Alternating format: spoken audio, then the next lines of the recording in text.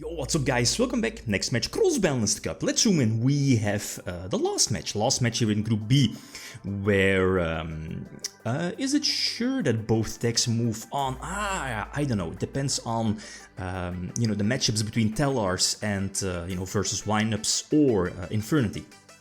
If this particular matchup ends in a 3-0, but as soon as both decks at least win one game, both of these will move on to the top 16 playoffs, like always, right? So, Infernity versus Windups, which deck has the advantage? I could kind of feel that the more recent deck should indeed have the advantage over, well, in case of, Windups featuring Shocklock. It's Windups post-Banlist though, and I feel that Inferniti's, they sometimes lack speed. You can like super hard brick with Infernities that you can't really play. That's a thing. But on the other hand, they get like sometimes, those broken hands where they just blow out your opponent with all of the synchros. And that's of course this particular version. So sadly, Infernity is going second, and that's a problem, especially if, Exceeds deck Windups has access to the one card normal summon Tour Guide into Zen Mighty. Plus, and that's the thing, right? With Windups back in the day, when was it? 2013 Shocklock. They had like a card that can like dodge traps, which was super relevant back then. Windup Rabbit, and then with Factory, you can just rank up or rack up the pluses. I think I was forced to use my judgment, or did I miss something? Anyway, options here, a potential, Photon Papilloperative was used in the Windups turn 1 combo to put your red into attack position and reuse it.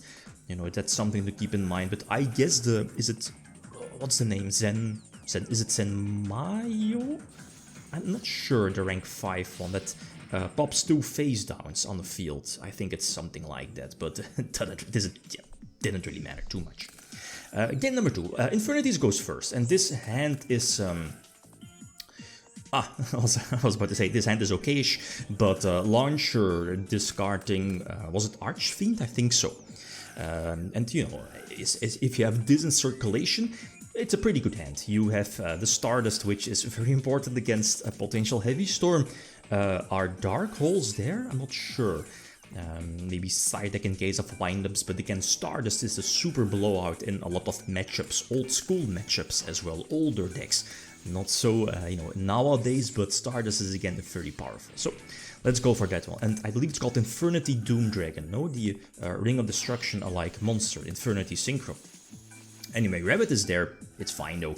Here, yeah, indeed, I have double barrier, but I was like, well, I guess if I used barrier here, the game would have been almost over. Everything could still attack. Then again, I would have left with only one barrier, so I was like, nah, it's not really needed. I can save double barrier. It's basically my win condition here at this point. Keeping double barrier is always going to result in, the victory here for Infernity, and that's obviously what happens here. So okay, pretty similar to game number 1. Infernity is going second, and this is not the hand you want to see with Infernity. What is it called? Is it Avenger? The level 1 one, right? And a couple of monsters and kind of bricks. Then again, do I have the Infernity trap that discards? I'm not sure, but then again, do I have options to, negate or prevent? Yeah, okay, the bottoms is there. Okay, that's cool.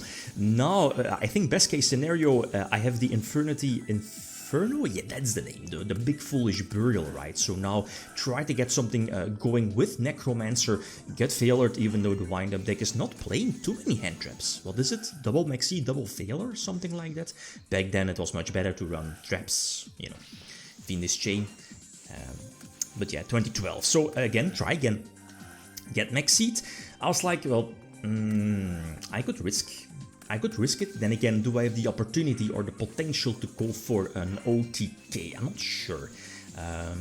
So I was like, well, let's just search the barrier to negate any normal summon. Well, you know, Door Guide or Red here in this case to prevent my opponent from establishing his board, and that should be good against older decks, right? 2014 decks. So flip over Giant Tornado, and this should be my duel.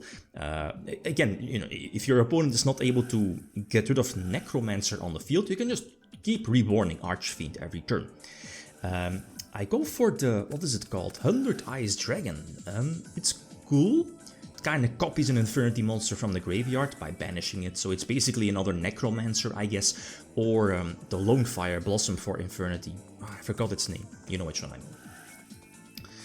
But here in this case, it wasn't really needed. This is more than enough damage, yeah. So Infernity is leading over Windup. So that's definitely in the advantage of Infernities, which is also a back row heavy deck, which that's something they need against, you know, potential Shocklock.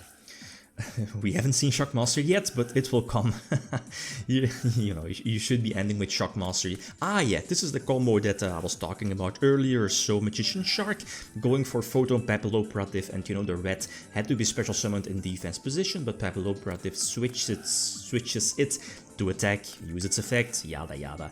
So I guess this particular combo ends on, what is it, Banished Rabbit for next turn, Photon Papilloperative, Shockmaster calling, I don't know, spells probably, and especially against a lot of older decks, and Send Mighty, yeah, Send Mighty. So immediately blow away, but again, a weak combos, but I don't think I had any other options, but as you see, like, Windup has multiple ways to keep pumping out those Exceeds. Also recycling those rabbits, rats, and next turn, if you know, the deck is not going for Leviair, there should be both rabbits and Magician returning to the field, but my sets are terrible. So I'm not going to win this one. So it's, you know, also the also important game number 5. Both decks are going through, moving forward in the top 16 playoffs, but I guess it could be important which deck is ending up first place. And this hand could potentially be broken as hell, but let's see what's happening. So Inferno discarding 2 and keep double launcher. I think this was important, but my opponent does have Maxi, and it should get, at least it should be activated. Am I going to pull through? I think so, because if you take a look at the graveyard, I think there's one effect failure already gone. So I think I should be going for the push, right? So again, some standard no, I have a Call of the Haunted set. Yeah, my left card here against the extra deck is a Call of the Haunted, so just in case, if the opponent goes Veiler on Archfiend, I can just flip over Call of the Haunted and keep continuing my play. So this is always game. Yep, always game. Mistworm, no Trishula, bouncing back all of the monsters, and what's it? Get Children? I don't know, you know which one I mean, the far left synchro, and you know, eventually attack with everything for game. So it is what it is. I feel this was a close one, even though the votes were like 70-ish versus 30% for Infernity. I guess it's cool. I mean, windups, back rows, heavy storm, it is what it is. So, okay, Infernity's first place, Windup second place, so both these decks move on to the top 16 playoffs. Blackwings and Tellarknights are out of the tournament. Next matchup, we have a biggie back again to Group E, I think. Yeah, it speaks for itself. Gandora x FTK versus Tribe Brigade Zodiac. Which deck has this one? So feel free to leave your vote. Okay, guys, that's it. Thanks for watching. Feel free to leave a comment or like if you enjoyed the video. Signing out. Peace.